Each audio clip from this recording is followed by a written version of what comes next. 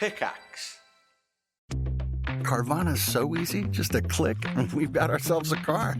See? So many cars. That's a click-tastic inventory. And check out the financing options. Payments to fit our budget. I mean, that's Clickonomics 101. delivery to our door. Just a hop, skip, and a click away. And bought. No better feeling than when everything just clicks. Buy your car today on Carvana. Delivery fees may apply. The holidays are expensive. You're paying for gifts, travel, decorations, food, and before you know it, you've blown way past what you were planning to spend. Don't start the new year off with bad money vibes. Download Rocket Money to stay on top of your finances. The app pulls your income, expenses, and upcoming charges into one place, so you can get the clearest picture of your money. It shows how much to set aside for bills and how much is safe to spend for the month, so you can spend with confidence. No guesswork needed. Get alerts before bills hit, track budgets, and see every subscription you're paying for. Rocket Money also finds extra ways to save you money by canceling subscriptions you're not using and negotiating lower bills for you. On average, Rocket Money users can save up to $740 a year when using all the app's premium features. Start the year off right by taking control of your finances. Go to rocketmoney.com/cancel to get started. That's rocketmoney.com/cancel. rocketmoney.com/cancel. I didn't even realize I was wasting $415 a month until I downloaded Rocket Money. I thought I had my finances under control until the app laid out all my spending and categorized it for me. Takeout, shopping, and unused subscriptions were quietly draining my account. And as a result, my savings took a back seat. But Rocket Money doesn't just tell you what you're wasting money on. It takes action to save you money.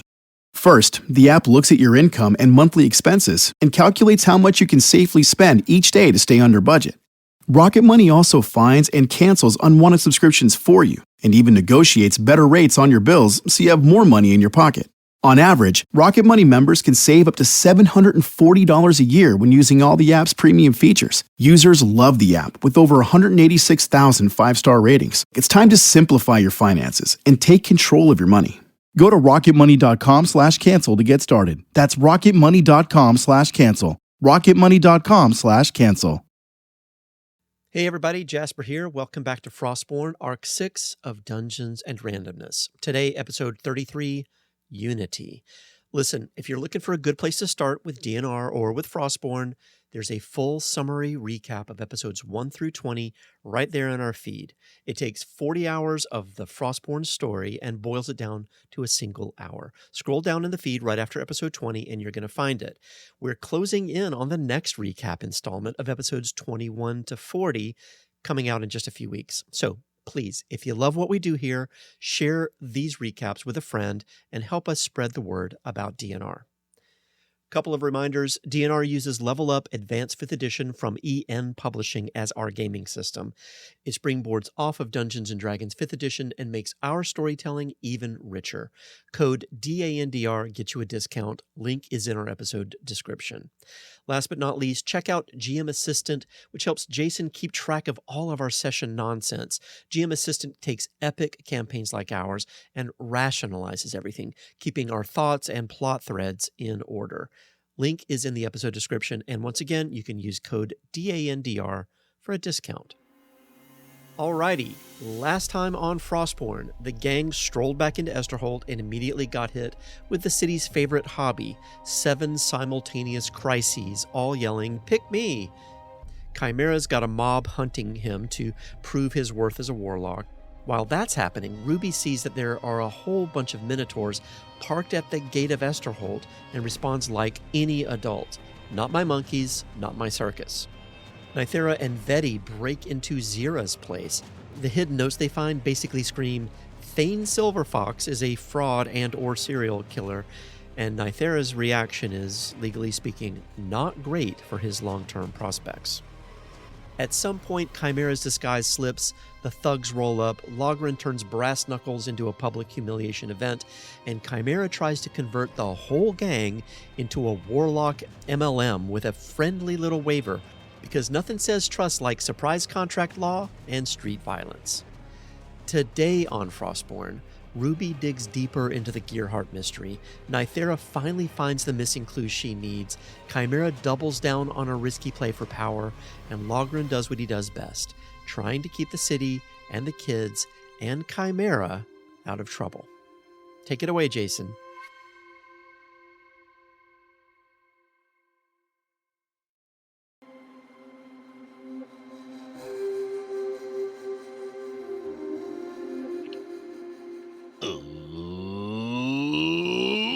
Let's do that thing where we go around the table and introduce ourselves. I'm Jason. I'm the Dungeon Master, going around the table starting with Ian.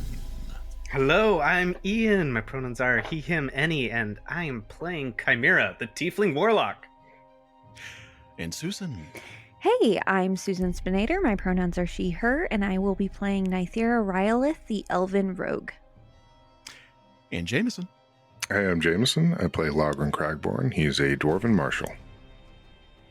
And last and certainly not least, Jasper. Hey everybody, I'm Jasper, he, him. I play Ruby Pettigrew, the half-orc Gearslinger Adept. Again, congratulations. Good job. Nice job, It is the everybody. 22nd of dueling, and It's canon now. Excellent. it's a little rare that all of us show up that punch drunk, but man, it makes for great behind the scenes. I don't know about the episode, but we have a tournament to do. We have a bunch of fresh-faced NPCs with full backstories that are about to be just ground into nothing. And we also have about 15 other things going on within the city. The group is still split up, and I want all of you to do me a favor and roll a d20. That's how we're kicking things off today. Okay. If you insist. There we go. Oh, a 20. I'm sorry. Could I roll better? Oh. Oh. Whoa! Okay. Jasper, you're holding the team up tonight. Jasper, you I want to got trade? you. You want to trade? What'd you get there? I Two? got part of a 20. That's but true. one You know, Ian, D6. I would do that for you with all the roles that you have had before at times. But let's just see where this lands tonight. I like it. Yeah. Let the dice tell the story. All right. Let them tell their story. Well, we were already going to start off with Ruby, because boy, did Jasper get the short end of the stick last time. Listen, this is I said last time That's after not the message you sent to me afterward. Like, you well, were I had been drinking quite heavily. And your Instagram reels were full of I will say the word tirade. I apologize. No, I was saying at the end of the episode when we were getting off the call, this is the consequence of splitting the party, and there's story that has to happen. It's totally normal and fine. I didn't feel like I didn't get to talk. It was just story was happening. It's awesome. Well, you're talking now, so let's go. Oh my God. So, your friends are on the other side of town. To your knowledge, everything's fine. Oh yeah. It's going okay. Yeah. They have things well in hand. She literally thinks that they are just talking to people and it's blah, blah, blah, boring, whatever. That's all that, Sure. as far as she's concerned. She's like, I'm glad I'm not with them. I'd be bored off my ass. Yeah. So, what I'd like you to do, you've been working with the Gearheart, and you said you wanted to investigate this now that you know that it's like, okay, well, I know it's okay. Why is it okay? So you're just doing little like tweaks and balance stuff to kind of get this to. I would love an engineering check, please, just to kick us off. Absolutely. Can you tell me? Let me ask. What is this? What is this for? Is this for her to sort of pick up on something, or is this for her to see if she's doing a good job at it, at gadgeting it? Honestly, this is just for little tweaks and things, right? All right, so perfect. Imagine when you have downtime like this, you performing day by day these little engineering checks. Mm-hmm. This is filling a little XP bar for the car, right? So little things. It's like, hey, the handling's getting tweaked. It moves a little faster. It's that type of thing. That's all I want to do with it. Gotcha. Understood. And this is important enough to me with Ruby in particular that I'm going to go ahead and get my once a day expertise die. I may regret that later for... Why? Well, Minotaurs may beat my ass and I might want an expertise die or something. I have no idea. Who knows what you're going to throw at us, Jason? Let's see here. I'm going to add it. And I also I do get a D4 already for gadgetry. It's a specific engineering check. Is that cool? So I'm rolling for it because this is her passion. 19. 19? Gorgeous. So if there's one thing that you want to be better, what is it? Like right this minute. I mean, well, this is a hard question. I'll try to be brief. I mean, she wants the overall structural integrity to be, that's her main focus. She wants this thing to be roadworthy and completely solid. But that's on one end of the spectrum. On the other end of the spectrum, she's like adding gadgets and gears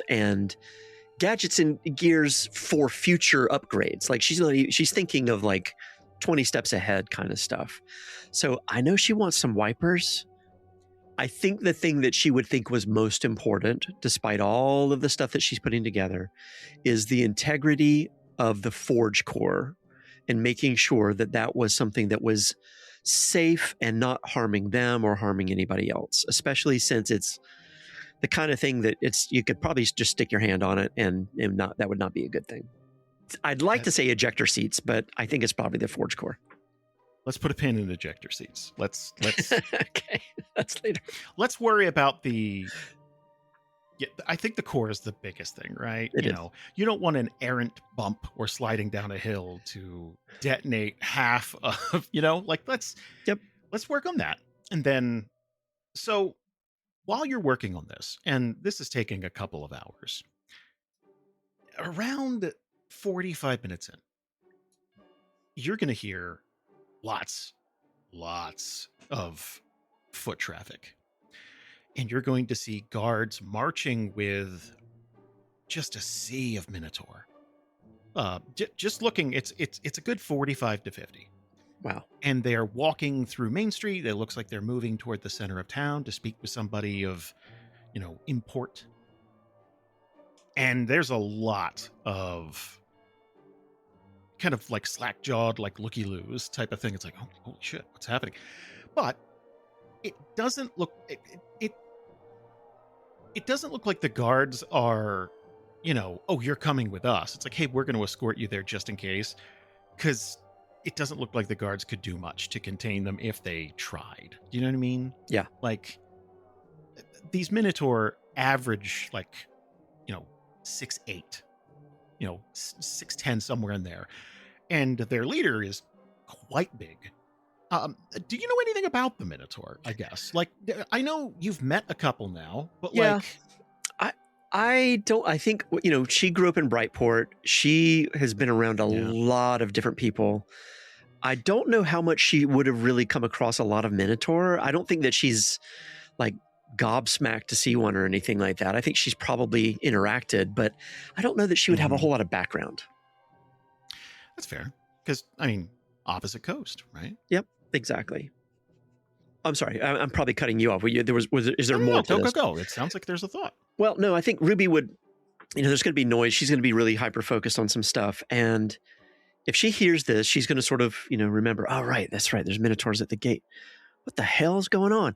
So she would put her stuff down, and I think she would carefully, because if there's any commotion, she's not going to just wander out. She's going to stealthily make sure she's, is there something bad happening here?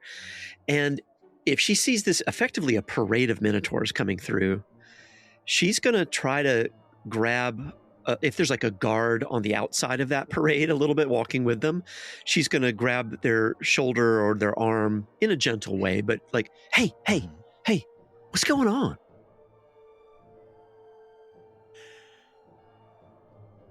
At first, it would probably be, oh, there's no need to panic. Everything's fine. It's under control. Don't worry. Like kind of giving you the, we're not under attack or anything like that. Yeah. Everything's fine. She's definitely going to look really excited and interested in it rather than panicked. So if the person does that and then they look at her, she's just going to be still looking at these. She's kind of like looking at all the details, and she could be, yeah, but what do they want? Well, they're here for a meeting. I know that. I assume it's with the mayor. But it's kind of above my pay grade. That's fine. All right, thanks. She'll just wave him along, like, yeah. I'll back to your post or whatever. Hey, fuck off. Yeah, fuck you. She'll say, fuck you, and then she'll slap him on the ass.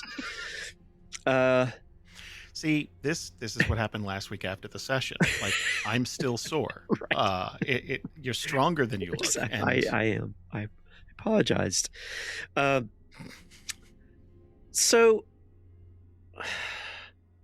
okay, so she's going to just keep looking. She's going to watch this parade. So one thing about Ruby that I don't get to mention very often is with her Velocispring boots, she's like a goat. She's like, if there's something to get on top of, like all of a sudden you look up, there's Ruby on top of it, looking down and trying to get a sort of a sense of things. So she might try to climb up if there's any sort of wall or door frame or something like that, like a lamppost or something, wherever she can sort of get up really quickly. She's going to be just looking for any details. And the reason for it is she wants to see what they're carrying, what their demeanor is. Ooh. She's kind of looking for the quick, what can I get from this situation? So when I talk to Logrhyn, I can give him some details. Give me a perception with advantage, please. I'll do it. Drop a 9, take a 15, 21 for the total. So a lot of these folks are heavily armed, but you get the sense that, they're normally heavily armed. Anybody walking around outside of a city should be heavily armed. You guys are heavily armed. So that's not so crazy. They do appear to just be marching peacefully. Like they aren't being taken somewhere. They're going there anyway, and these guards are along for the ride. And you're going to see them. The way everything kind of sets is after the main gates. There's almost like a slight valley. Mm-hmm. And you're going to watch them march into the center of town, and from two sides flanking, you are going to see you're going to see both parties of paladins start marching into there too, which either means that they are part of this meeting or they're making themselves part of this meeting, that type of thing. Got it. All right. So this doesn't feel aggressive. It feels important. However, there's a lot of them.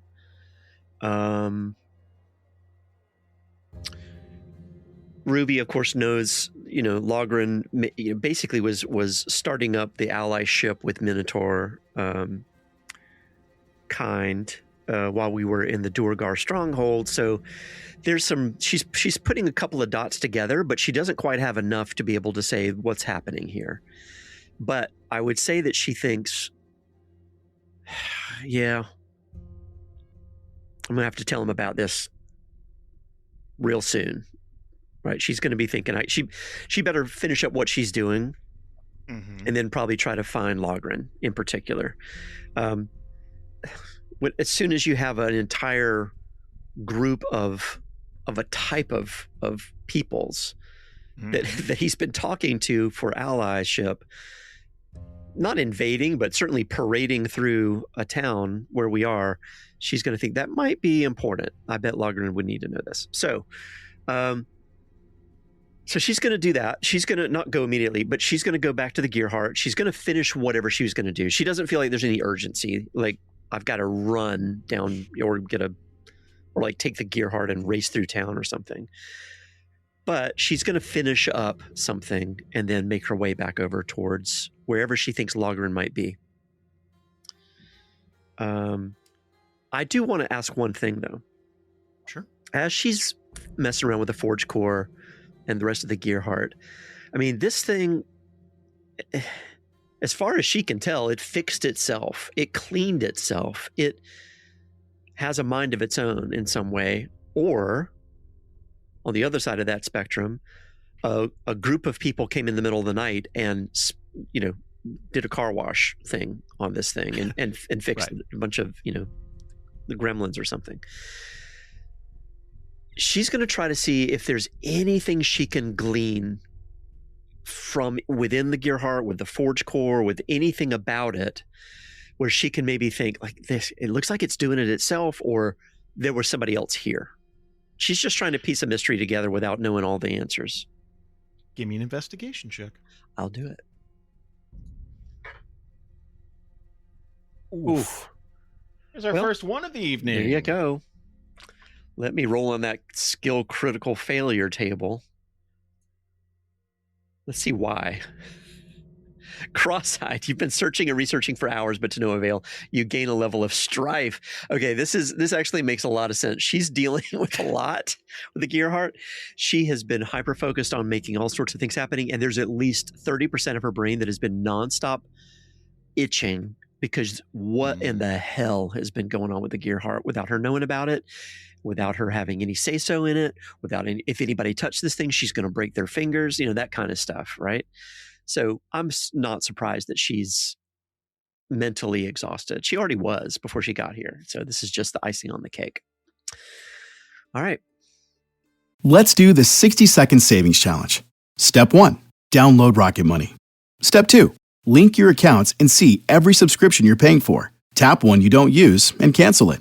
That's money back every month. Step 3, create a financial goal. $50 every paycheck. Or let the app automatically move small amounts of cash when you can afford it. In a week, you'll forget you set it up. In a month, you'll see real dollars piling up. In a year, you'll be shocked at how much money you've saved. Bonus challenge. Upload an internet or phone bill and let Rocket Money try to lower it. You only pay if they find you savings. On average, Rocket Money members can save up to $740 a year when using all of the app's premium features. Users love the app with over 186,000 five-star ratings. Make saving money the resolution you actually keep. Start the 60-second savings challenge at rocketmoney.com/cancel. That's rocketmoney.com/cancel. rocketmoney.com/cancel. 5 years ago, I was paying $65 a month for my subscriptions. Today, those same subscriptions cost $111, and I don't even use half of them anymore. That's why now I use Rocket Money to manage my subscriptions for me. The app gives you a list of all of your subscriptions and reminds you of upcoming payments, so you're not hit with any surprise charges. On top of that, it also sends you alerts when subscription prices go up, so you always know the price you're paying. If you decide you no longer want a subscription, you can cancel it right from the app. No customer service needed. And the best part is, Rocket Money even reaches out and tries to get you refunded for some of the money you lost. On average, people that cancel their subscriptions with Rocket Money save $378 a year. And overall, Rocket Money has saved its members $880 million in canceled subscriptions. Stop wasting money on things you don't use. Go to rocketmoney.com/cancel to get started. That's rocketmoney.com/cancel. rocketmoney.com/cancel. I want to head across town into the seediest little pub. Not the pub itself, under the pub. I want to go into the basement of the pub. There are essentially 4 semi-large pillars holding this place up, and they have strung rope around this. And I've already run this tournament. Unless something happens, I'm going to tell you what's going to happen, and I'll explain as we do it. You'll see. But I want to do one thing before we get into the tournament. Sure. Because I think when we go down there, Chimera, I think he looks at Aura and he sees that there are kids down here, and that kind of clicks for him a little bit, and he's like, okay, this could get really violent and bad, and maybe they don't need to see this. So he's gonna try to get all of them to do as Aura suggested, to sign this contract before this all takes off. And he's going to try and... Oh, yeah. Well, one, they're dumb as shit. And two, I was piggybacking off of your last roll for the, like, they're on board. It's like, sure, whatever, it's a waiver, that type of thing. Like, yeah. Your rolls were so astronomically high that, you know what I mean? They're already killing each other. Like, yeah, I'll sign the paper, whatever. You know? And so Chimera's gonna frame this as like, we're setting the rules. These are the boundaries, signed in blood, upheld with your integrity. But he's gonna be like integrity. Yeah. Yeah. But he's gonna be like, we don't need to take this to the death. I wanna make sure that even those of you who fail can come back stronger. I want to give this to you, and I want you to be able to come back and be worthy of it. So I'm here. I'll give the power to the most worthy right now. I get to call the match. Love that. Yes. So you're wait. So it sounded like you're trying to get the kids to leave. No, no. Let me be clear. He doesn't want them to leave. He just doesn't want them to witness a bunch of grisly death. So they're still gonna fight and bash each other in, but he just doesn't want them to see a bunch just of a bunch of needless murder. God. Oh yeah. No. This is very pointed murder. Yeah. But he still wants the kids to leave. Oh, okay. How do you present that? Well, so he's been quietly more and more kind of disgruntled with this whole idea, sort of since the beginning. The bar itself, first of all, I need to know what's the name of this tavern, this pub. Sorry. Grizzlebits. Yeah. Okay. We can't have kids in here. Like he's gonna see that old crusty, like swinging wooden sign as we approach. He's gonna be like, all right. And then we get inside, and I assume the place is as disgusting as it would need to be called Grizzle Bits, right? So Grizzle Bits is like, you get the sense this place had a heyday and the name was ironic. It is no longer ironic. It's like going into a Friendly's on the East Coast now. You know what I mean? Like one of the old brick ones where it's like, oh man, this place had a heyday. It is not 2025. Like, there is a film on everything. Yeah. Yes. Especially any of the Friendlies that serve seafood of any kind. Those are all closed in my area. They took them out back. They weren't closed. They were shut down. That's different. Yeah. They were Board of Health. So yeah, Logrhyn, as Chimera is like, I want to say schmoozing with these guys, but that's not quite the right word. As he's conning them actively. Networking. Yeah, networking. As he's actively conning these men into dying, essentially, Logrhyn, like, mom arms the group behind him, all four of the kids. He just, like, sticks his arm out. He said, "You guys don't need to watch a death tournament." So, here's the thing. Hold that thought for just a moment. Okay. Hold that thought. I imagine the cut of this. While roleplay moments are going on, the tournament's taking place in the background. So it's just an announcer's. It's like the pod race from fucking episode 1. So, like, we're not going to take up a whole bunch of time with a tournament where you guys aren't playing. But in the background, if people listen, there's things happening. So running down this tournament, it's Johnny Two Teeth. It's Crispin the Unpleasant. Slugsman the Moist. Barnaby Halfdick. Oh. Wait a minute. Petunia Danger Hug. Yeah, no, there's a story. There's a story here. Halfdick's got an arc. Maybe. I don't know. We'll see. Flora 5 shots. Rex can't die. The Gentleman Butcher. just goes by the gentleman. He has a nice hat. God, I hope Rex Can't Die really lives up to his name. Otherwise, that'd be so sad. Or he trips and dies before he even, like, on the rope. Like, the first matchup is going to be Johnny Two Teeth and Crispin the Unpleasant. And they're getting that, there's an announcer going on in the, Ian, tell me what Chimera is doing.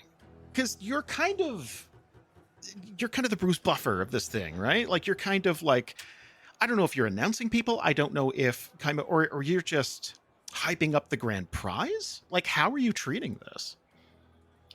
If there is an announcer there, then I guess he wouldn't be doing that. But if there isn't, like, he absolutely, that's the position he would take, is, center. Okay. Yeah, center stage, in this corner we've got Johnny Two Teeth, and he's really in his element. Like, he's making a show and he has people's attention in the way that he wants.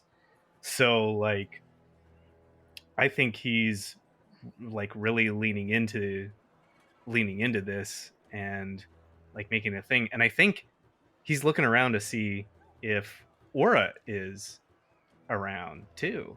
So that's the thing. That's why I wanted to put a pause on this for just a second.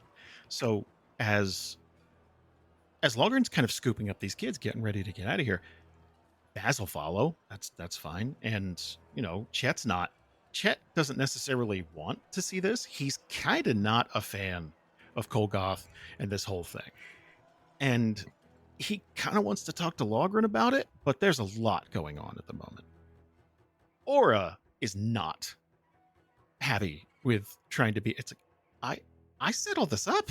I got to see this through. Yeah, you're right. This amount of murder is on your hands as much as his. Why don't you go on down? I'll take these two out. Okay. He's not happy with her at all. Fucking Stone Sunders. Yeah. So, okay. That's the first time it's so bluntly, like, put to her that you are upset. And so as you're ushering everybody out, like, Chet's going to kind of take Baz, like, come on, let's just go upstairs. Because it is very obvious she doesn't turn around right away. And she's going to kind of stop everything. I don't get it. What's your problem? Bunch of fucking scumbags are gonna die. That, like, you need Chimera more powerful for the stuff, right? I don't get it. Or if I have to explain it to you, then it might already be too late. Why don't you enjoy the show? We'll talk later. Logrhyn! Where are you going? Where's everyone going? I'm taking the 9-year-old out. Okay, fair enough. Yeah. But Aura's staying, right? So the entire time she's going to kind of lock eyes with Logrhyn, and without looking away. Yeah, I'm staying. And she's going to walk back. Like, she's insulted a bit, but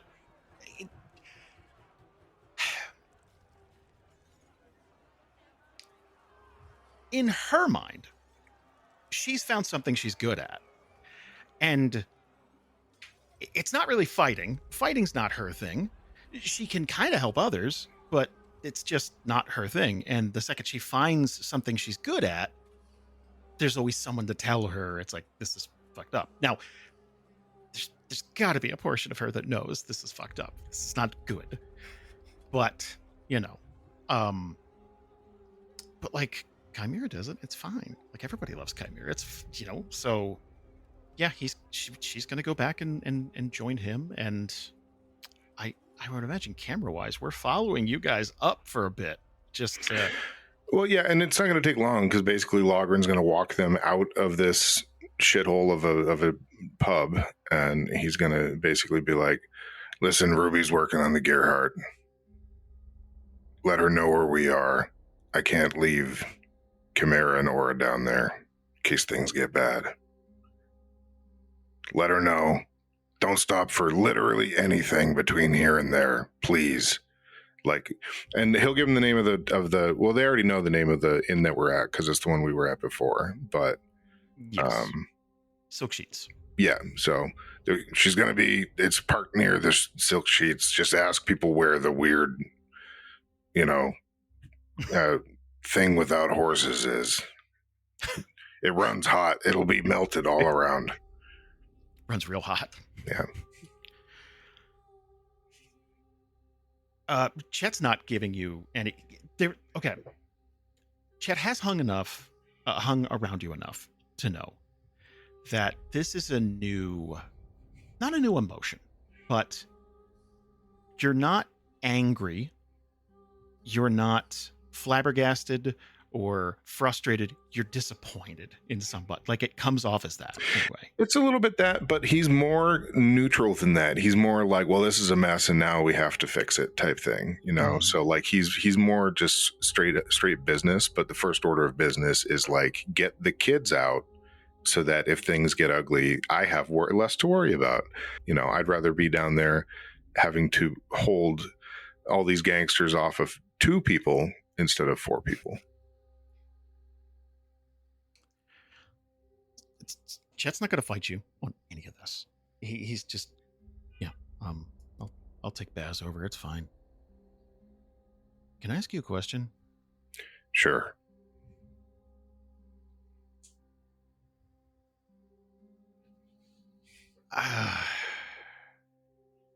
Look, if it's personal, it's fine. But how many souls has Chimera been through?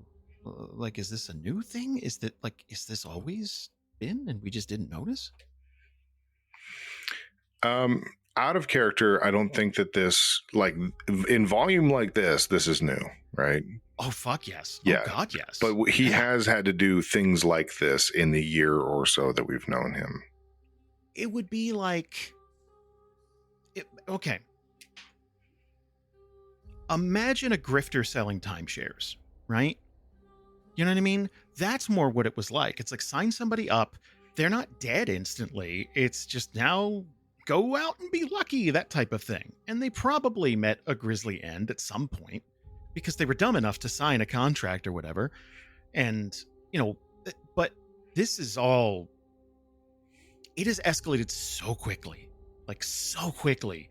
that, yeah, no one does a little bit of heroin, Yeah, I think to piggyback on that, like, Chimera has never been like, I need 8 or 9 or 10 people. Like, that's probably never happened. I need a theater troupe of people. Right. A baseball team. What's next? Like, genuinely, after something like this, what is it? Just escalate, or is it? Yeah. Anyway, I was hoping to do something about that, but plans change. So Logrhyn will take like a half beat to answer him, and then he'll just be like, it's a bit more than usual. Once this is over, we're going to have a talk.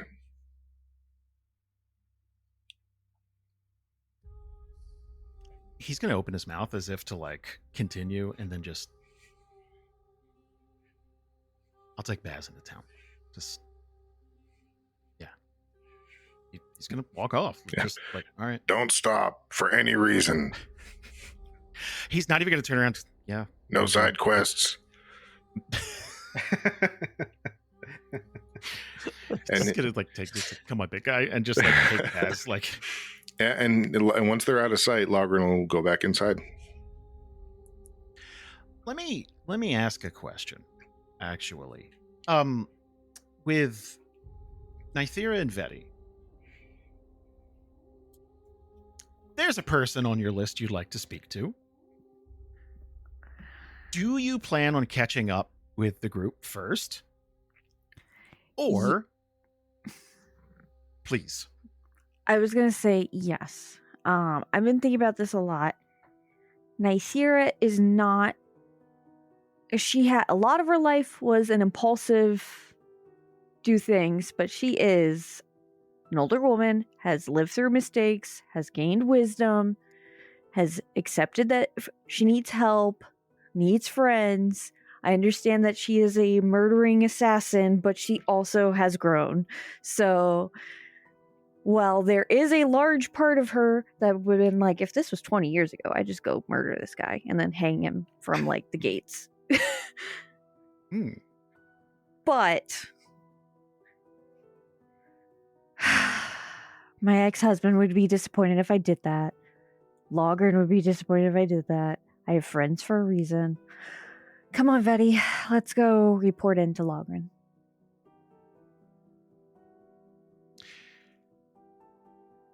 She's probably going to ask you a dozen questions on you know,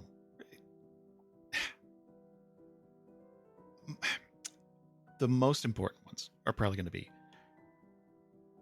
if he did it, how are you going to get him to like admit to it? Because he's not just going to admit to murder, right?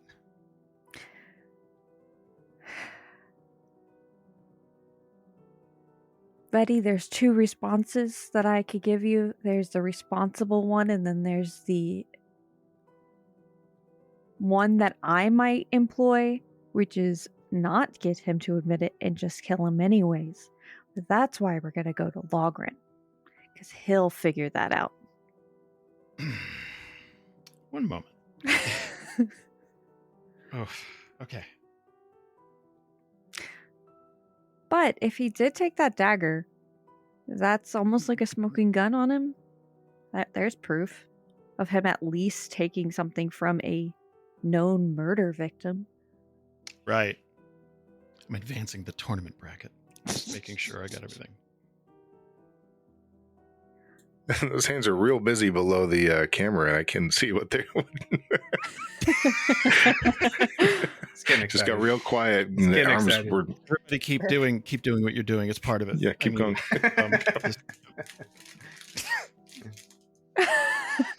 Yeah, we hear cranking noises and jackhammer. We hear cranking and jackhammer. That was pretty good. Hey. We have 6 participants left, actually, now. But they're not dead, right? Just to be clear. Because that's yes. No, Chimera is like, I get to call the match.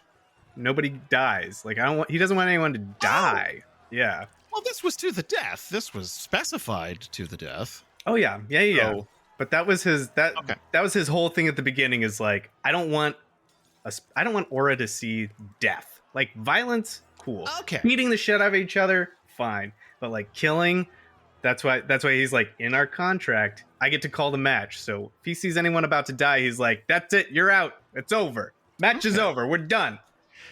So that's interesting. Okay. Because these guys, so the pitch to them was, we kill each other until there is a Highlander. There is one left, and they get all the power. Yeah. Right. And that's still the thing. It's just nobody dies. They just near to death. Interesting. Okay. Well, we got Johnny Two-Teeth. We got to go back. Hang on. We got to go. No. I mean, they're not pressed. They're just beat to shit. That's all. So Half Dick versus Johnny Two-Teeth. Sister Melancholia, the Sorrow Bringer. I love it. Versus Petunia Danger Hug. And Rex Can't Die. My money's on Petunia. Danger Hug. That's a dark horse. Versus the Beige Meteor. Oh, no. I split my bet.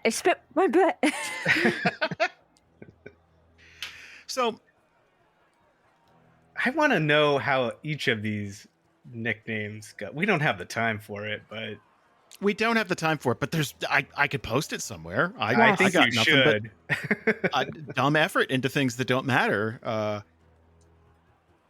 So every one of these people has something to prove.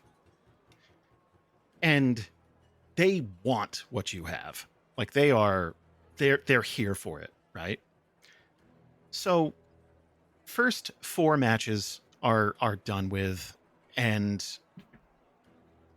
Nythera and Veti are gonna come down the stairs, and I imagine Logryn's just kind of standing by. I don't think you're enjoying it. You're just kind of hanging out, like probably near the sidelines. He kind of looks like the bouncer, really. Like he's like standing by the staircase, shield next to him, arms folded as much as he can in this armor. So, like, you ever try to fold your arms in a really heavy coat and you just kind of have to, like, tuck them against your chest? It's kind of where he's at, you know? So he just looks over and he goes, oh, I'm going to be honest, Veti probably shouldn't be here for this. Yeah, what the hell is happening? Johnny Two Teeth is now Johnny No Teeth. Johnny did just lose to Half Dick, so you're right. Like, is this, sorry, I'm going to ask out a character question. Is this the same Half Dick that was a paladin? Yes. Yes. Interesting. So, quick, just aside. This means nothing. It doesn't matter. But he's been so relentlessly mocked that he entered this tournament just to like get some bragging rights, right? If I could beat up local thugs, and I don't even really think he wants the power, but he wants like he just caught wind of it and just hurried along to be like, ooh. Yeah, it's like, oh, this is my chance to prove myself. It's a nickname you probably want to ditch as quickly as possible, right? And yet he wrote it on the form, right? So he's just like, fine, I'm Johnny Half Dick, whatever. I think with the frowny face. Yeah, right. He's like, yeah, I'm Barnaby Grum. Who? They're like, oh, I know you. Like it's right, exactly. Like it's, I don't recognize that name. Yeah. All right. So Logryn's got him picked out as somebody we want to talk to after all this is over. So I'm glad this isn't all to the death. But yeah, so he'll look at Nythera and be like, listen, it's complicated and it's really ugly. But why is Chimera officiating this? Oh, because he's collecting all their souls. Sorry. And he says it quieter. He's collecting all of their souls. Oh. Veti's eyes are going to go wide when you say that. I'm going to cover her eyes. They're just screaming and punching. Teeth scatter, too. Specifically. And I think she's short enough that Nythera could do that mom thing where she wraps her arm around where her eyes are and like tucks her in, like like right here, holds her close, like, okay. Well, I guess I'll go take Veti somewhere. Where's Chet and Baz? Set them looking for Ruby. Oh. Do you need me here? I mean, at this moment, how many rounds have passed? We're on to round 6. There's the 6th fight is about to take place. It is they're relatively fast. It's fist fights essentially. Now they're not allowed to murder each other. Yeah. So he's like he kind of glances over and he's like, they're wearing themselves out pretty quick. We can tell you what, if you go catch up with them, we'll catch up with you. Okay. Is everything with all right? one hand that isn't holding Veti's covering her eyes and tucking her head in so she can't really hear anything either. Oh, I think I found the murderer. Holds out the journal. Oh. He just kind of looks at it like he's not gonna read the journal right now. But he's like, well, that's good. Is that good? She's gonna get like a smirk. Well, I just have a big I told you so to all of you. But we'll get into that later, I guess. Now he looks at the journal again because now he kind of wants to read it, but he doesn't. All right, we'll see you back at the place. Oh, I probably... And then she's going to look at as she goes to tuck it away, she's like, okay, well, just be careful if you run into Silver Fox. Okay, bye.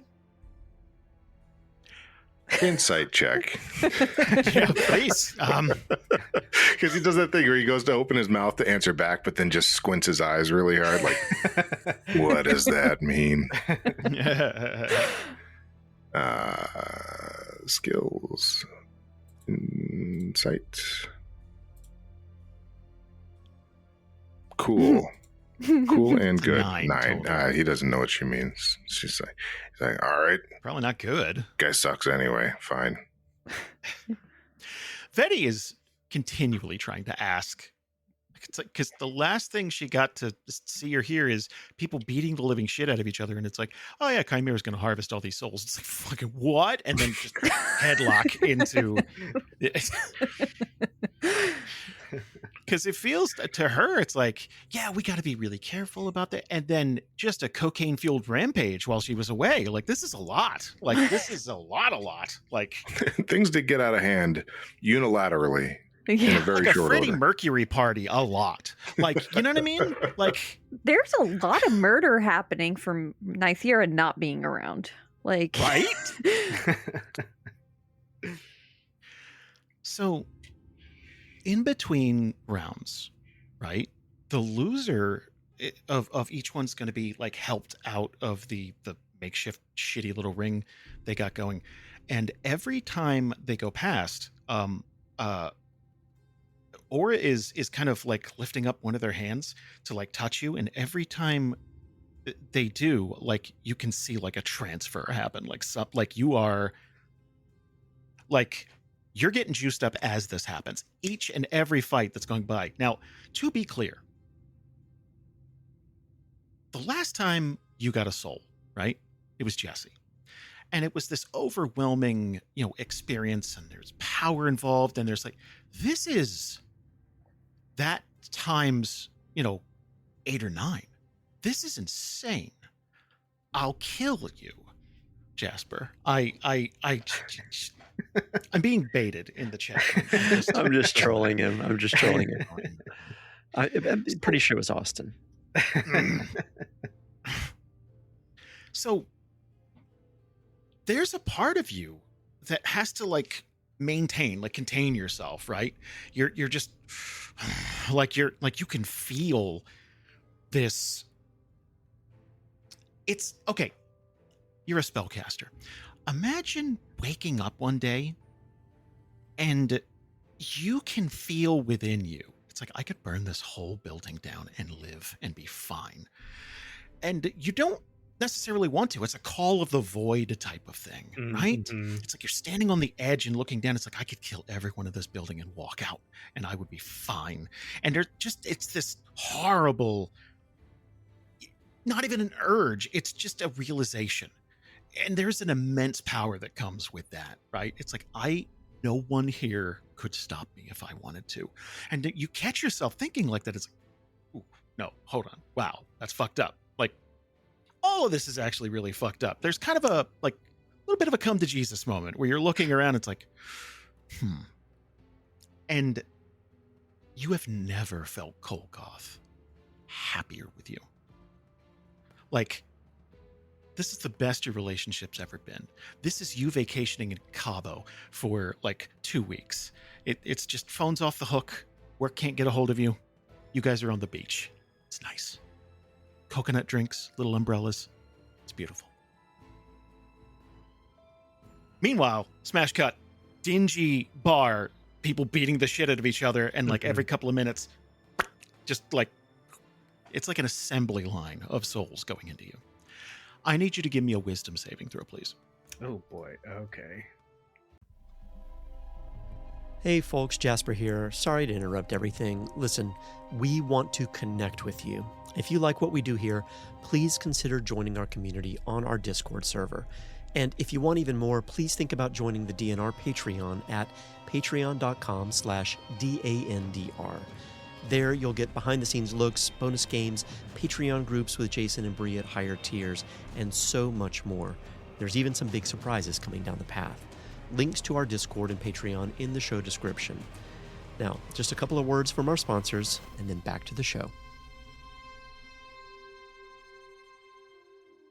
The #1 resolution for people last year was to save more money, but nearly half gave up by February. Don't let that be you. Download Rocket Money to reach your financial goals this year. Track your spending, cut waste, and automate savings in one simple app. Rocket Money shows you all your expenses and categorizes them, so you know exactly where your money's going and where you're overspending. From there, the app cuts waste by canceling your unused subscriptions and lowering your bills. No customer service needed. With that money freed up, the app will automatically set some cash aside for your goals, whether it's an emergency fund, paying off debt, or saving for vacation. Rocket Money's got you covered. Users love the app, with over 186,000 five-star ratings. And on average, users can save up to $740 a year when using all the app's premium features. Make saving money a priority this year. Go to rocketmoney.com/cancel to get started. That's rocketmoney.com/cancel. rocketmoney.com/cancel. The holidays are expensive. You're paying for gifts, travel, decorations, food,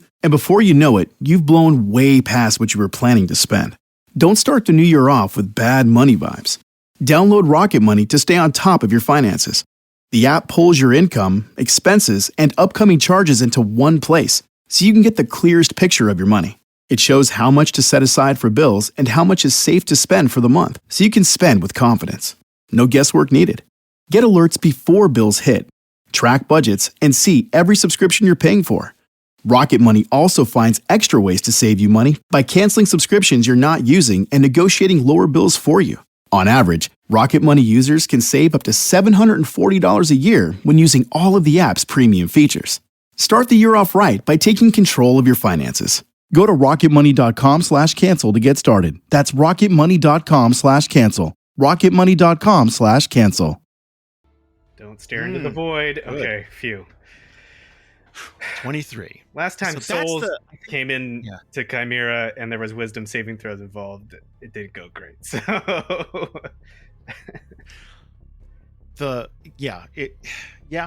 So far things are going well. I think that's kind of the moment where you snap out of it. It's like, oh man, is this too far? Like, you know what I mean? Like, you just kind of like thinking about it.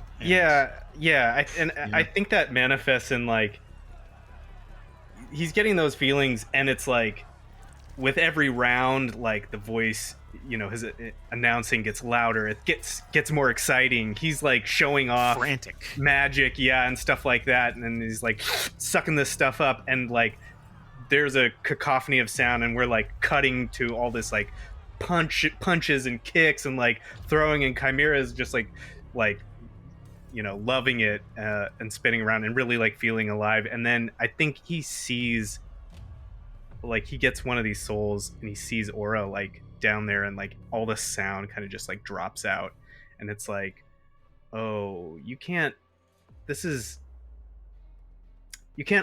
undo this. This is undoable now. But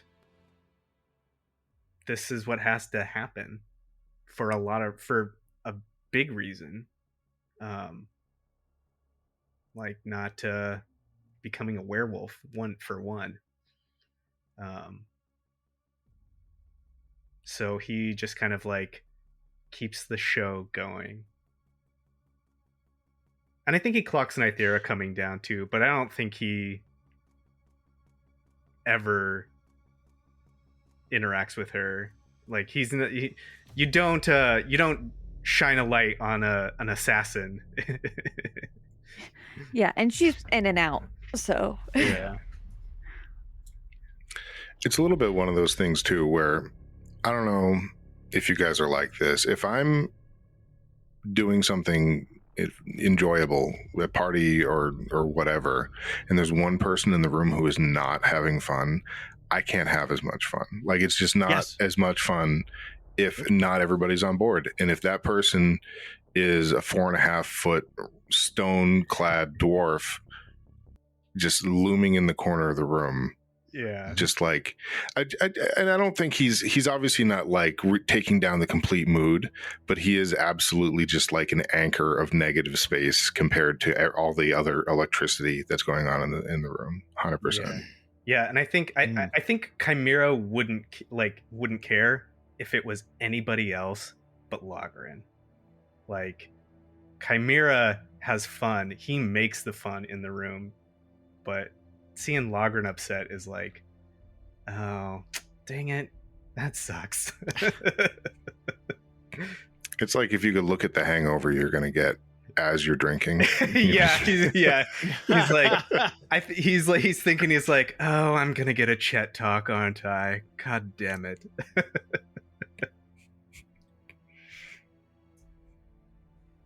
It's also probably easy to forget he's there because he has not since Nythera came down and went back up. He hasn't moved. He's just standing there. So, okay. Let's catch up with Ruby. Let's jump back on the other side of town. Because after a couple of hours of working on this cart, like, it's getting to the point now where, sun's going down. It's almost the end of the 22nd. It has been a lot. Today has been, And Baz and Chet will end up finding you.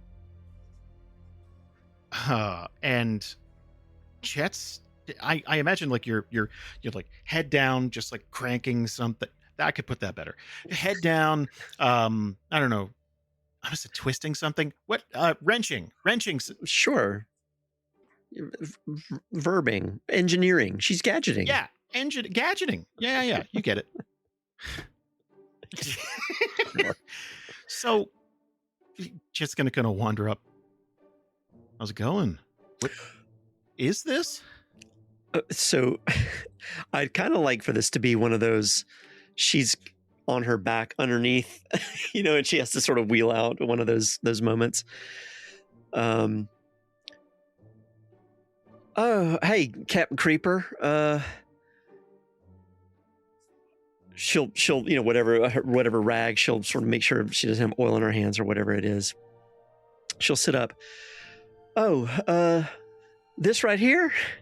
Oh, it's nothing. It's just, I call her the Gearheart. It's just a carriage. Doesn't have a horse. I'll show you how it works another time, but don't touch it.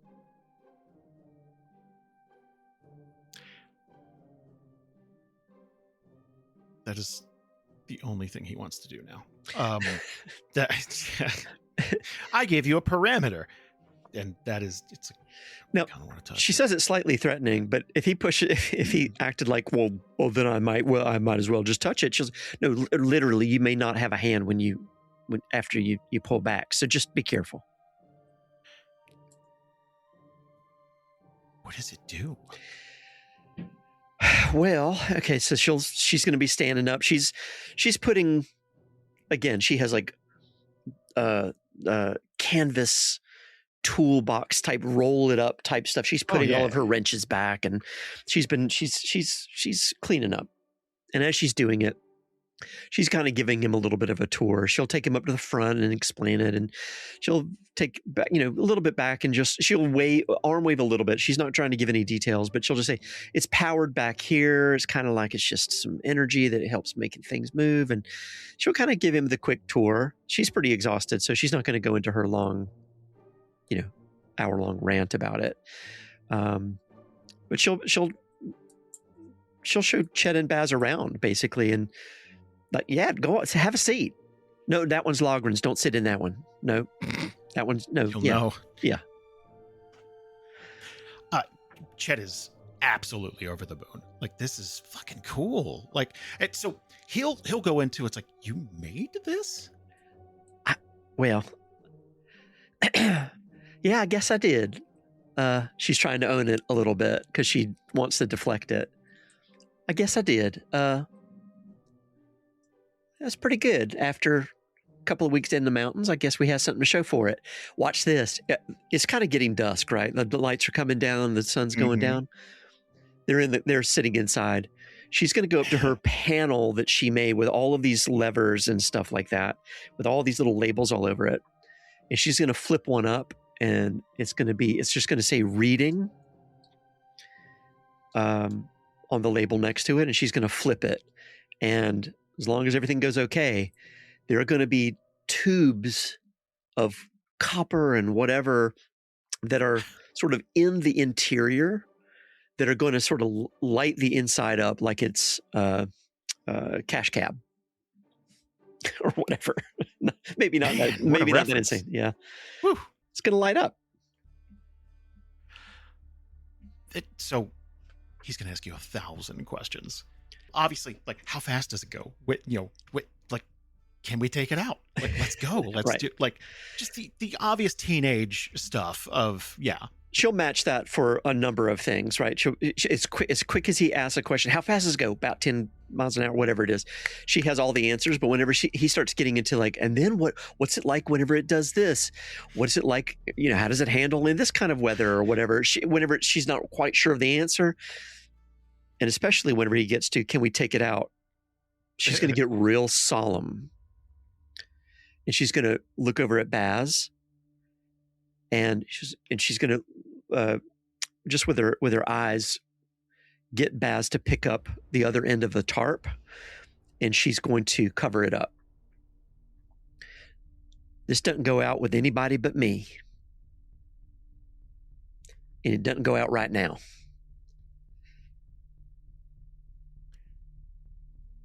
I do believe there's the, but why not, going back and forth and everything, but eventually he'll relent.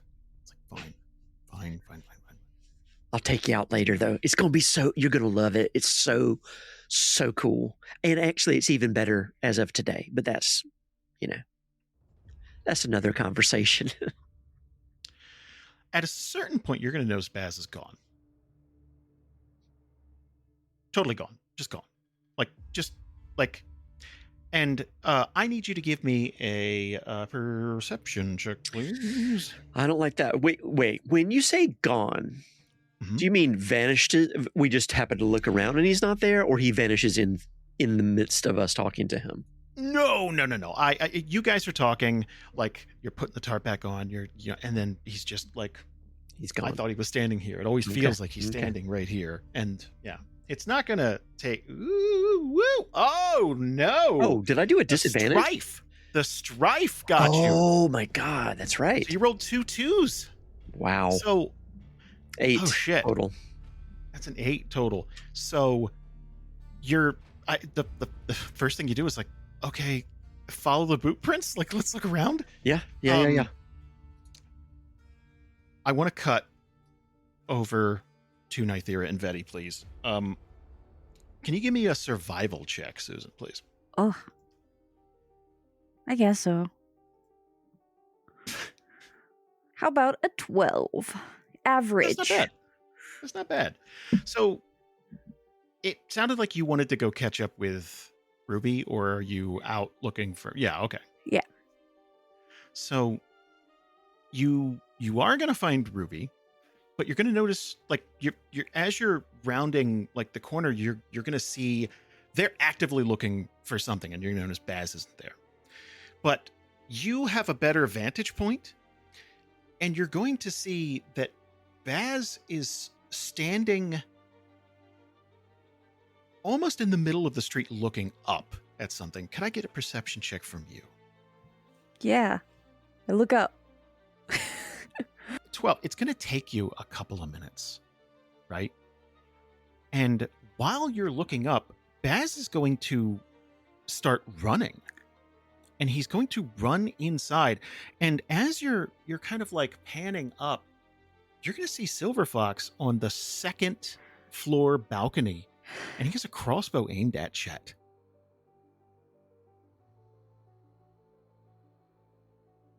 Chet's a thrall, if you remember. And, I guess that counts as a monster to him.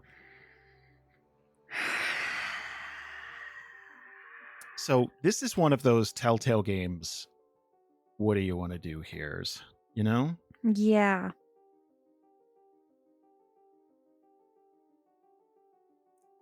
Okay, I'm torn between 2 things. That's usually how it goes. Yeah, and I'm open to a group thought on this. Let's get it going. Yes, please. Let's talk about it.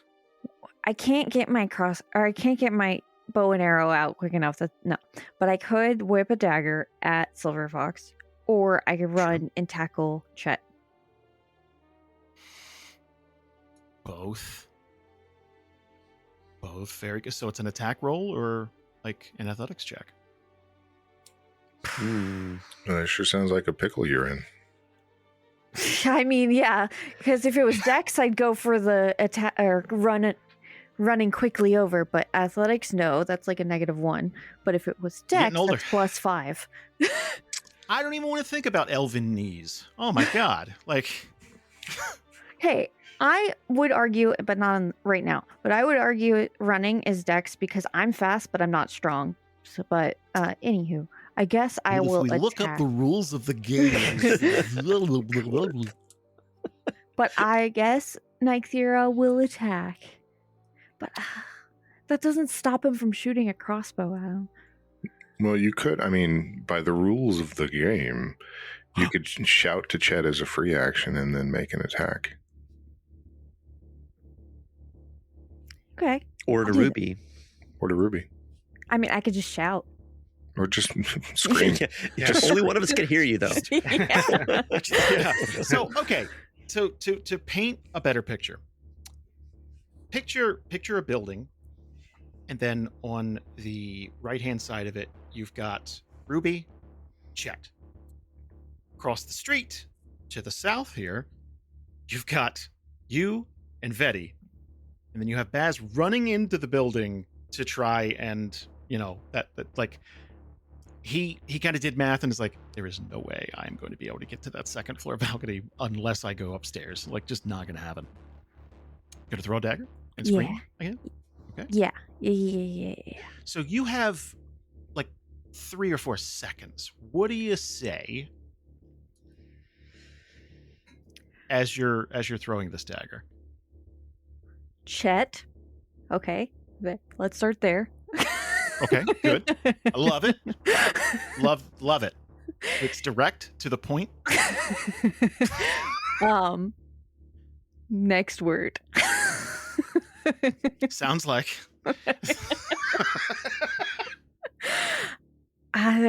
Okay. I guess just the classic Chet look out. Okay. I mean, I know I should be specific, but I only have moments, or Nythera only has moments. The other thing is... Or Chet, get down. There we go. Chet, get down. If someone shouted to me across the street and I didn't know they were there, it's like, Jason, get down. I would like to think I would just duck immediately. I know I wouldn't. I would look for the source of the sound first, but so I'm going to have him roll a wisdom saving throw. I will throw in there, it depends on who's saying that to you. Someone who is known to murder people. So with that in mind, let me throw one more thing in. This does not have to be the way it is. This is Susan. This is your call. Knowing that Nythera and Ruby have been together for a very long time and have had shorthand and have done hundreds of whatevers, these little adventures together. There's a chance that you could say something to Ruby to either get Chet down or to protect him or to get in the way or to just drop to the ground in a way that if she heard you say it, she wouldn't turn to be like, oh, hey, she would just do it as part of the training that you've probably gone through. Even with what Nythera said, Chet might be like, who's talking? Yeah. Wouldn't Ruby go, that's shit, Nythera told Chet to get down.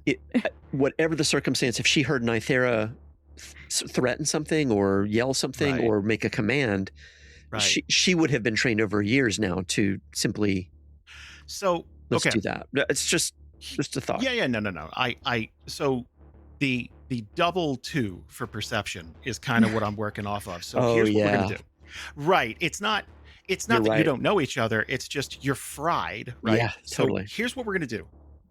Give me one more perception check. Okay. We're gonna give it just one chance. I'm gonna make him roll a wisdom saving throw. Still at disadvantage with strife, right? What? Yeah, it's gonna. It's gonna auto do it. better. That's not bad for disadvantage. 14. Shit. Okay, so 14. Chet rolled a 6. Oops, sorry. So Chet's going to look for the source of the sound. It's like, he's yelling at me. Why? Like, so looking over there, and I think this boils down to Susan's role. So you're just whipping a dagger, right? Yes. All right. No pressure. Okay. Let's do this. Oh no. Oh no. That's a 3 for a total of 8. Oh, I'm going to use Fortunate, which allows me to reroll an attack roll. Okay. Attack, ability check, or save. Okay.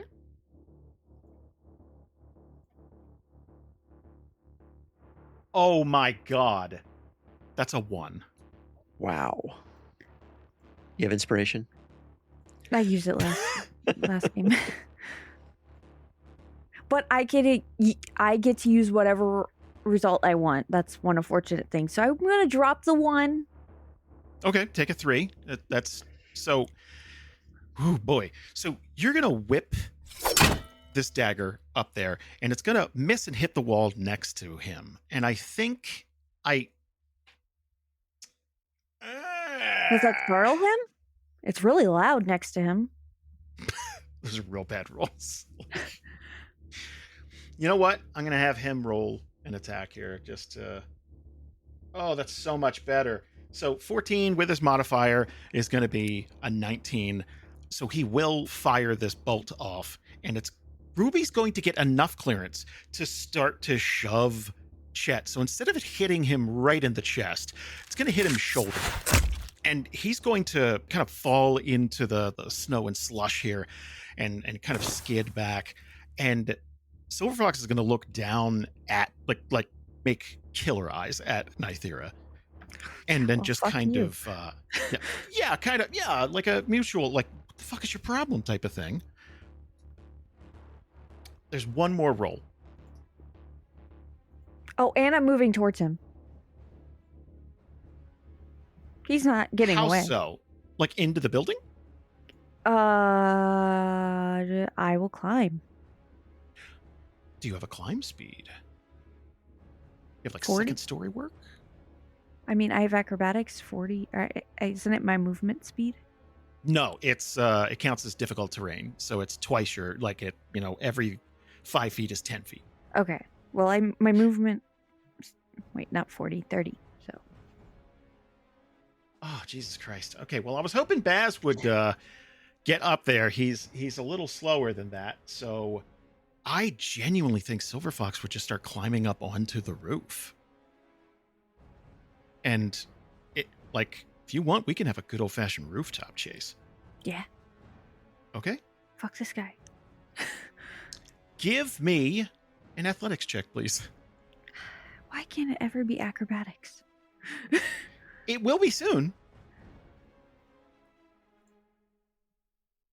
Because I got -1. It just doesn't make sense for someone to be quick and dexterous, but can't be quick. Well, it's. I totally understand where you're coming from.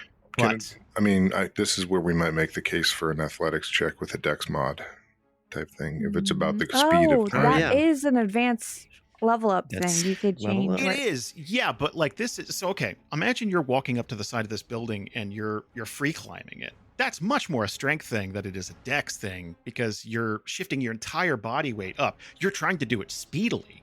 Now, once you get up on this roof, we could argue dex all night long. One, you're going to be jumping rooftop to rooftop. That's all dex. And then, you know what I mean? Like, I think there's a case to be made for angled roofs, like you sliding and doing elf shit, Like, if I could get up there first, I guess. You're gonna get up there. You're doing fine. So, okay, meanwhile, Ruby's tackled Chet. Vetty is going to be running over to check, and there is a steaming crossbow bolt in Chet's shoulder. And he is screaming in agony. Like he is on fire. Like he feels like he's like Get it out! Get it out! Like he's trying to like claw at this thing.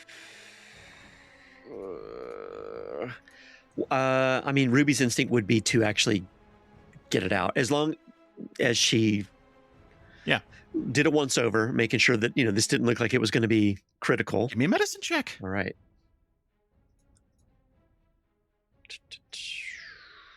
How good's your medicine? Well, Shit! Oh. You rolled disadvantage. You rolled double 18s. How's that? 21. She just wants to make sure, whatever it is, she's going to be like, this ain't natural. This ain't normal. She's going to make sure it's not cool. And then she's just going to do her best. Hey, she's figuring if it went in, it can come out. Yes. I know that's not how it works. Well, but that's how Ruby would think about it. So you're going to know that there's some kind of poison or something at work, right? Yeah. Something that would affect something. Just not undead, but like, you know that Silver Fox knows enough to know what would hurt and what, he was trying to kill. Yep. So he's going to bleed a lot, but it's like, okay, we got to get the fucking bolt out. Like that thing is still coated. It could be leaking from the shaft itself. Like it could be injecting him. I don't know. So like you're going to pull this thing out. And as you pull it out, it is dripping some sort of green fluid. So you have spared him from some of that. Mm-hmm. His skin, where the bolt hole is, around it, you're going to see like embers. Like it looks like it's burning. Like, oof. Like, okay. Yeah, no, he is in agony. Okay. She's going to immediately start looking around just to see if there's going to be another bolt coming. And assuming that she sees Silver Fox get on the roof, Nythera is already climbing up. She's like, that's handled, or it will be soon, or at least for the moment. Sure. Potentially. She's going to, again, with this medicine check, making sure that nothing is going to make it worse. She's going to, you two, come, Chet, up. And she's going to help him up, and she's going to take him over to the Gearheart. And just get in here. And she's going to throw the tarp right off of it. Get in. She's going to get him inside so that they can, I don't know, stabilize him in some way. Make sure he's okay. Just get him on a seat. Oh boy.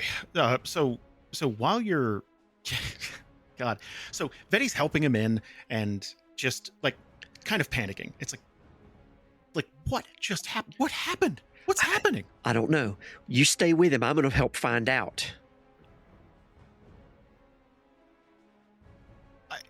Okay. She's just, you just want me to sit here and what is this?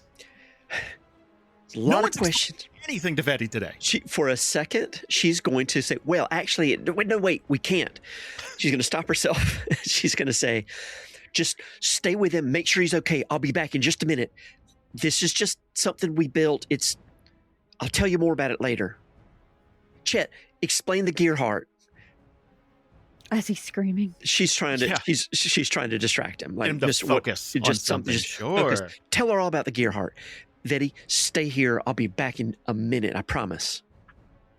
Don't leave. Let's get back to the bar.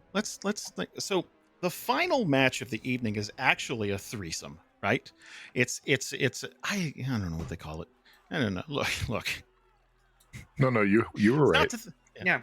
Okay, cool. Yeah. All right, good. You don't have to backtrack. It's not to the death. It's got to be for something. I don't know. Wait, that was part of the contract. We all agreed that was the final match. Yeah. You talked them in there. The Beige Meteor versus Danger Hug versus Half Dick. Now, it's weird that you know all of the nicknames I had in high school, though. This is really getting really, really embarrassing for me. Am I being trolled? I don't understand. It's for the Austin thing. As this fight gets underway, Aura is right next to Chimera and just kind of beside herself, like kind of fidgeting. How are you feeling? Is this I mean, this could not have gone better. No one even had to die. This is great. I know. for this kind of starting off a chaotic mess, it kind of worked out. But that's what I do. And that's what you do too, apparently. Yeah, well, about that, I don't think Logryn's too happy with me right now. Oh, well, I think we share that in common. It's just he has not uncrossed his arms for 2 hours, and he's wearing stone. That is commitment. Yeah, I can feel his gaze burning in the back of my head.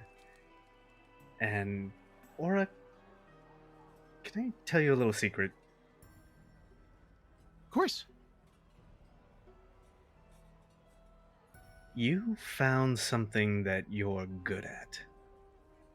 That you're great at. Don't ever let anyone make you feel bad about that.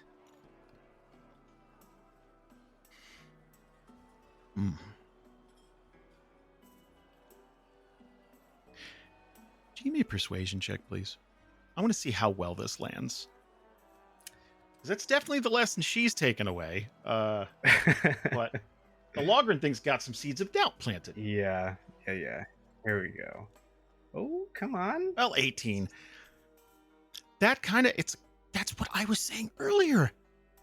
I'm not good at a lot of stuff. It sure as hell isn't fighting. And she's kind of point to her arm where there's still like a scar there from, like, it fucking ruined my jacket, by the way. I'm more mad at that than I am the scar. But like, I find something I'm good at, and I'm using it for good. And he's pissed at me. He's pissed at me like I'm Chet. I know. Like I'm Chet. Like she's going to rip me. Logrhyn is looking out for you, and he wouldn't be pissed if he didn't care. That's true. And you know what? 2 things can be true. It can be day over here and night on the other side of the place, of our planet. 2 things can be true. Logrhyn can care about you and be mad, and you can be good, really good at something. Just remember that. Remember that he cares, but don't ever feel bad about it.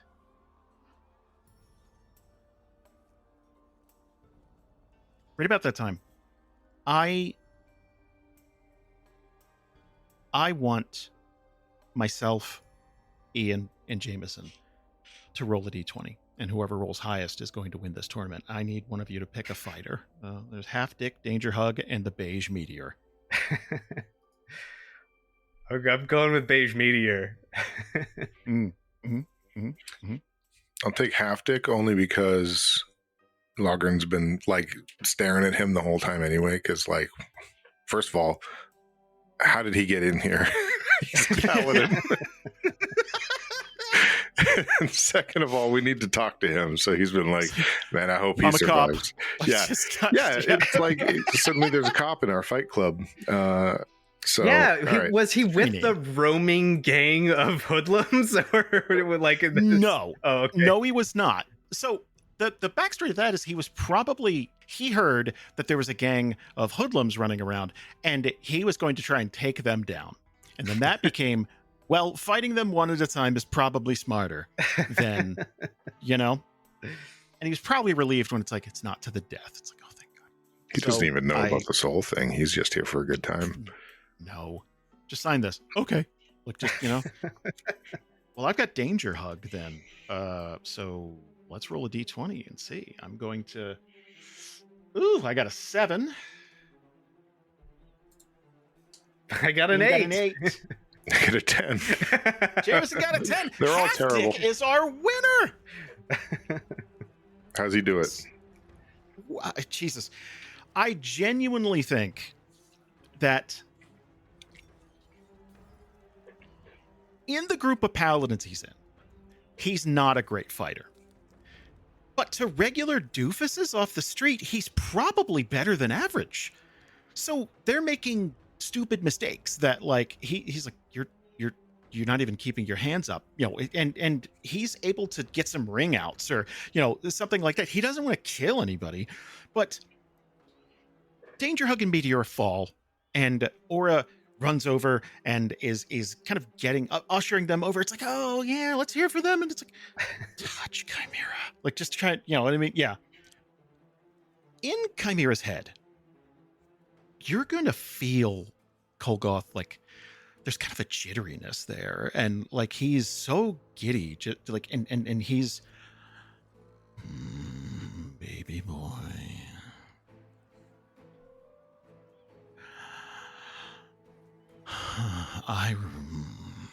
I need a favor from you. Another one. Wow, No.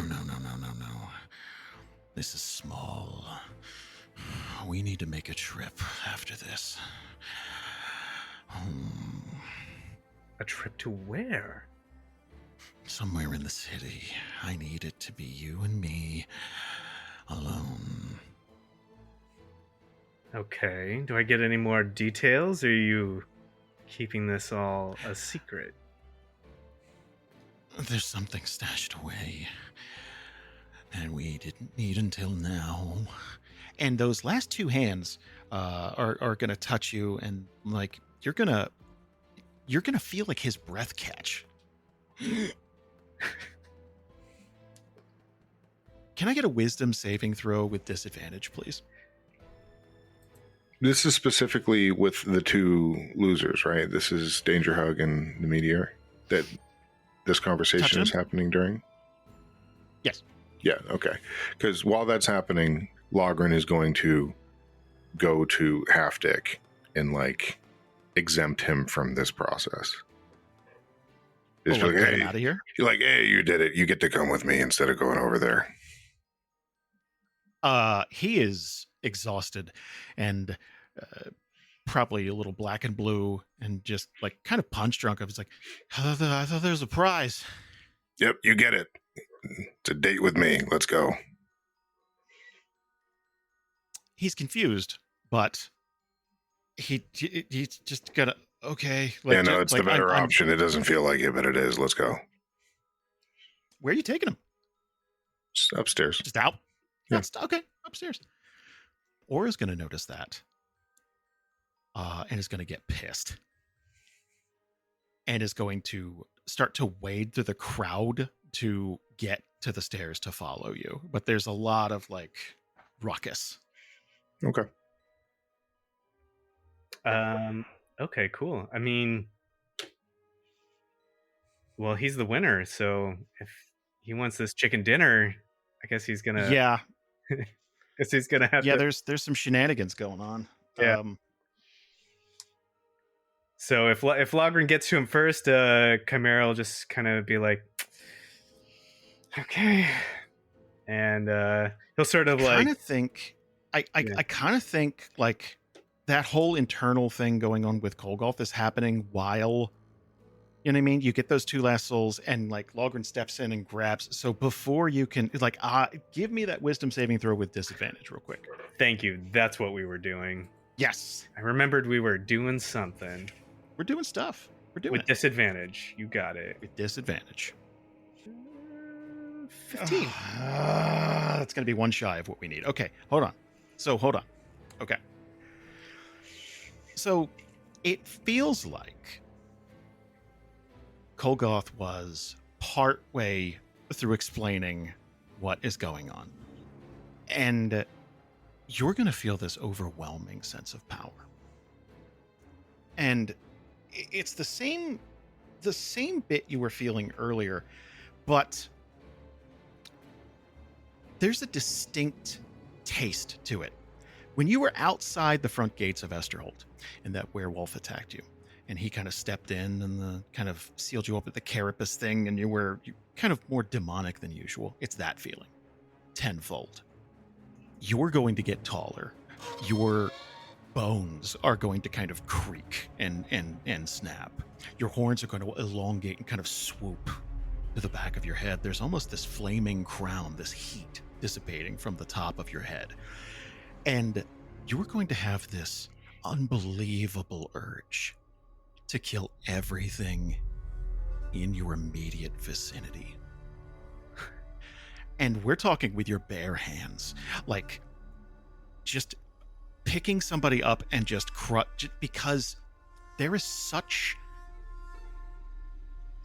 there's just such a reckless abandon within you to prove how strong you are, to prove that nothing could stop you. It is a high you've never experienced before. And what I need you to do right this minute,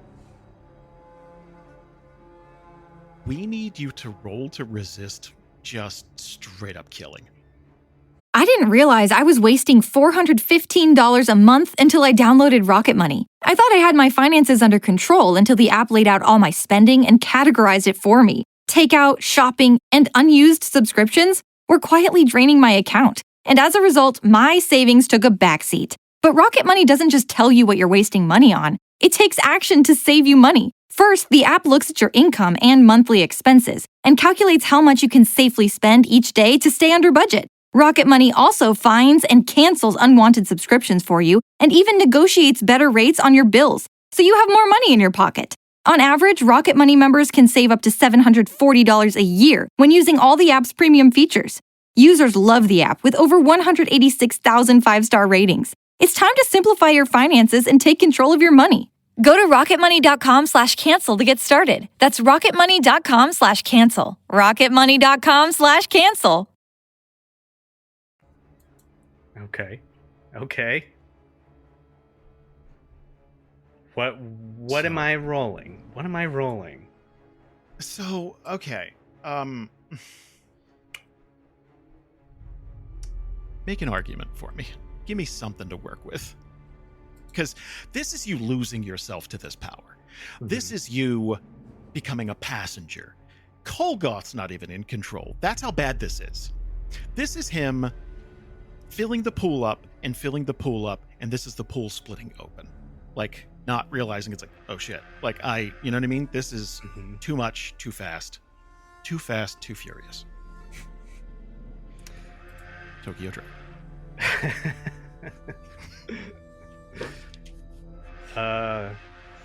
Okay. Well, I think who's down here with me? That's important. All the losers. Okay. Aura has made her way to the stairs and is climbing up following. It's honestly kind of perfect. Like, I didn't plan for this, but Logrhyn has taken Halfdick upstairs and Aura's pissed off because it's like, hey, that's our fucking winner. What are you doing? Like, she thinks he's just trying to kind of fuck with the proceedings, like trying to sabotage stuff. So she's following him to kind of have words. Meanwhile, you have just, it is. Okay. You are so hot right now, you would burn to the touch. Like, there is a wave of heat radiating off of you. Like, the losers are going to start, and here's the thing. Not everybody here, but some of them are going to be pissed off that there was no winner. No one got power. So it's like, you're a fucking liar. You're just using us to get, and they're going to see you become bigger and stronger. There's a physical, immediate change in your presence, and you. This is like Chimera on Bane venom. Like, you're double the size, like huge, and those deep black eyes with the pinprick of light behind them, somewhere deep where an iris should be. Just unfeeling, uncaring. You are not within your body. You are somewhere in the back. And this is the moment where you either become a complete passenger or wrestle this back. Okay. Well, I think with that last bit of himself, I think he's gonna growl in a voice unrecognizable, as Aura's like going up the stairs, like, Aura, bar the door! And if you want me to give you an argument, I think I would love an argument. Let's argue. Come on. I mean, I think it would be charisma to roll, to hold on to the part of himself that is in control. Okay, can I get a charisma save with disadvantage, please? Why do I have disadvantage? There's a bit of stress going on, man. Like this is like you know, like. Mm-hmm. Okay. It's a lot. Okay. I hear you. It's like you're drinking from a fire hose right now. It's like, but I want to look cool. Like, you know what I mean? Like it's Okay, here we go. It's gonna be not great. Very average. As Aura's going up the stairs, that's one of the last things she hears, and does not recognize that voice, and it starts to freak her out. Like, oh, fuck. Because the very next thing is someone is going to snap a pool cue over the back of your neck.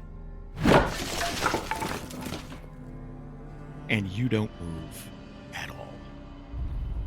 They are now of the opinion that you have scammed them, that you're a fancy talking guy who used this little ruse to get all of their souls, and now, like, the winner, quote unquote, has been taken away. So maybe that's the only one who, so one of these people snaps this right over the back of your neck, and without missing a beat, you are going to turn around, grab this person by the neck, take the broken piece of pool cue, and just start slowly pushing it through their stomach, letting go of their neck and holding them up as they kind of like rotate around this thing. Like, you have enough strength to physically hold that up and look at the room. And there are going to be people freaking the fuck out. Some of them are going to attack you. Some of them are going to try to run. And that's as, whereas hearing all this, she's going to fall on the other side of that door and start barricading it with things as fists start pounding on the other side of it. And there are people with weapons. There are people who are going to use magic against you. And you are going to one by one eviscerate these people. Tear them limb from limb. How far from the door is Logrhyn and Half-Dick? When she was right behind you anyway, so like 15 feet. You're still there. So he can hear people pounding at the door? I would imagine, yeah. He's going to turn around and he's going to say, or get out of the way. He told me to barricade the door. Like, she's almost in tears. Like, this is out of hand, and you know it. Get out of the way. There's a moment where you see in her eyes, it's like, this is fucked. This is all fucked up. This is not how this was supposed to be. And she's going to, there's like a bar over it to kind of keep people out, not in. And like, she's going to slide that and open it, and like 3 people are just going to fall up the stairs, and you can hear violence downstairs. You are going to hear sounds that you're very familiar with, punching, stabbing, kicking, things breaking, and you're going to hear squishier sounds, liquid, sloshing. You're going to hear bones break. You're going to hear... Your mind is probably conjuring 80% of what's going on, but the 20% left is like, Jesus, like, what the fuck? So when the door gets open, like, is there anybody left when the door gets opened? Like, does people come spilling? Like, people were pounding on the door. Okay, yeah. Yeah, they got out when they saw what they saw. So they're the like, couple of people who got caught are down there. Okay. Yeah, so if we're doing the math, you pulled out half dick. That leaves 9. 3 got up, so 6 are down there. All right, so Logrhyn looks at Aura and he says, find everybody at the inn. And he's going to pick up his shield and go down the stairs and close the door behind him. She's... You can see, like, the moment in your eyes. It's like, fuck, you were right. This is... And she's trying to find some combination of words that it's... I can help. It just, like, that's as much as she gets out. Yeah, he doesn't wait for it. The door's closed by the time she finds the words. There's probably a strong couple of seconds where she thinks about joining you, but, like, just... She's so totally ashamed in this moment that she starts booking it back to that. She's trying to find anyone else.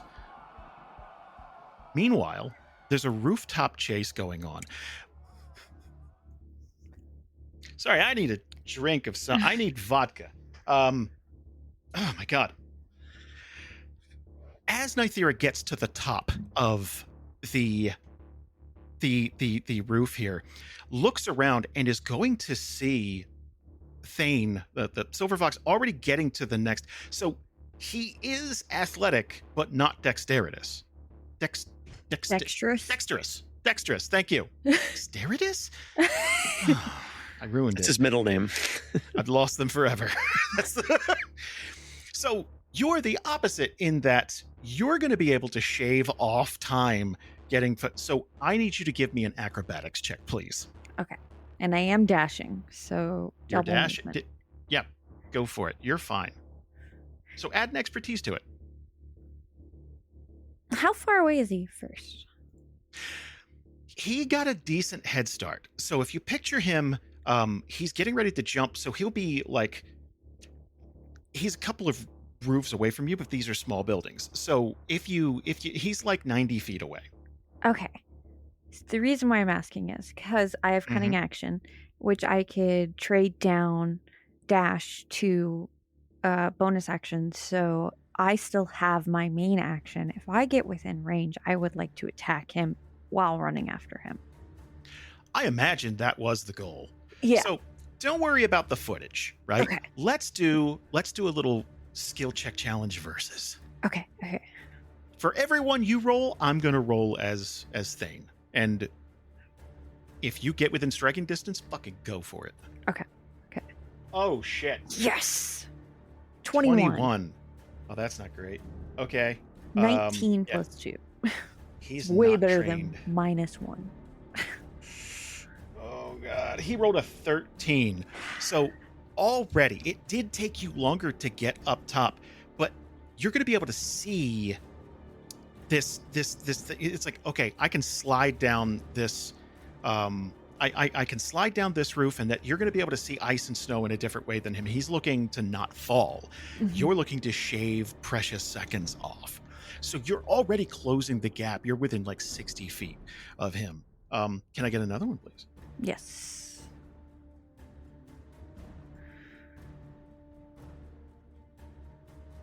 Oh, I forgot expertise, but whatever. You might need it. I don't know. I got a 19. Give yourself that expertise die. Okay. 3. Oh my god. So he rolled a 19, you rolled an 18. Like it is neck and neck.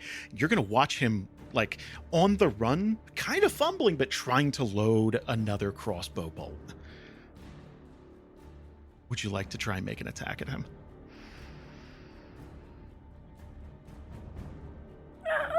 Yes. Okay, go for it. Debating something though.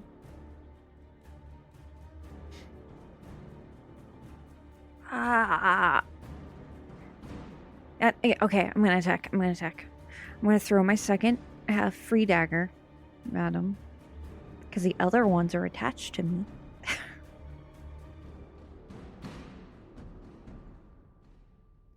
Can I use cutting action to make a bonus action to aim? Go for it. Okay, because then So this is you kind of sacrificing, like you'll take a stance, like you're stopping for a second just to get, like, it's like, yeah, he's getting distance, but you want this to be go for it. Because with aim, I get advantage, which gives me sneak attack, which gives me Carver. God. Yeah. Okay. Oh, I God. needed that advantage. Oh, we'll drop a 3 to take a 17. 22 will hit for 13 damage. You're going to hit him square in the back, like right between the shoulder blades. And his feet are going to slip out from under him, and he is going to fall down a sheer roof. And he is going to slide off and disappear, and you're just going to hear a crash as he tumbles through someone's house, like he is fallen completely through. Meanwhile, back at the tavern, Logrhyn is going to come clomping down these stairs. Is it quick? Is it how are you approaching this? His only goal is to be a wall between Chimera and the rest of everybody, basically. Chimera, can I get an attack roll from you? Just like a regular, let's get just any attack, whatever your basic, melee. Like, let's see how productive you've been, I guess. Yeah, please don't crit. Give me 1 sec, because Oh yeah. 1 would be amazing. 1 would be great. One would be great. Sorry, I don't really attack with anything very often, so. So, oh God, 15. Jesus, you rolled a 5 and got a 15.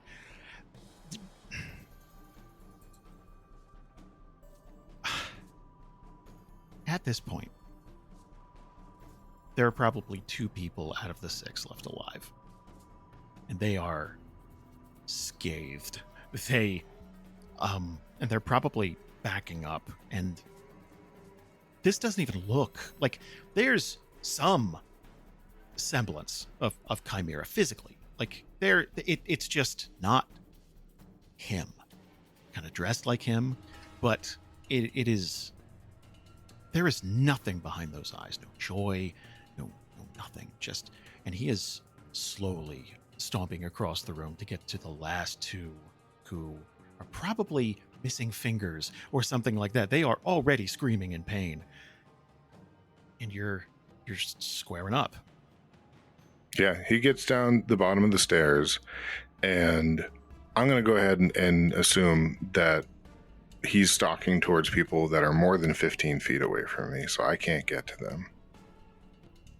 Don't worry about footage. Don't worry about footage. I just told Susan that, and she's way faster. So yeah. So my point being is that rather than try to to rush to get in between him and them, he's going to try to get Chimera to come to him. So he will get to the bottom of the stairs. He'll see this. He will plant his tower shield, and he will rack his shotgun over the groove in the top. And he'll make sure, like, boom, boom, Chimera. About time you and me and Kolgoth had a talk. I think that's a great time for us to stop for the night, guys. Let's wrap it up there. And oh my God. Are we okay, Ian? We're okay. We're going somewhere with this? I appreciate you checking in. I trust you, though. I'm going to send you some messages. It's going to be good stuff. I want messages. Well, I'm not sure I want them.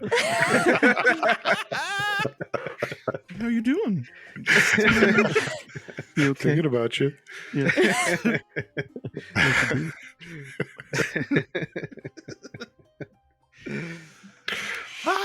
Wow, that was crazy. That was nightmare fuel. I'm so looking forward to the fallout from this. It's gonna be great. Yeah, oh my God. That's gonna be God. fun to do. I mean, man. There's a lot. There's so little option now and I think the holdouts for Kolgoth are in the room right now, and it's all falling apart. Yeah. Wow. I think if all 8 of us survive this, including the 4 kids, I think that we're going to have a session of all 8 of us in a room, just everybody just airing it out. Yeah. Just like, God. It's going to be great. Looking forward to it. I'm exhausted. This is great. Oh, man. Where's the calendar? We're playing Sunday, right? 14th. We are Cool. playing Sunday. Just not having fast enough for you. I know. What are you doing tomorrow? What are you doing tomorrow morning? Everybody get a quick 2-hour nap and let's get back to it. Cup of coffee.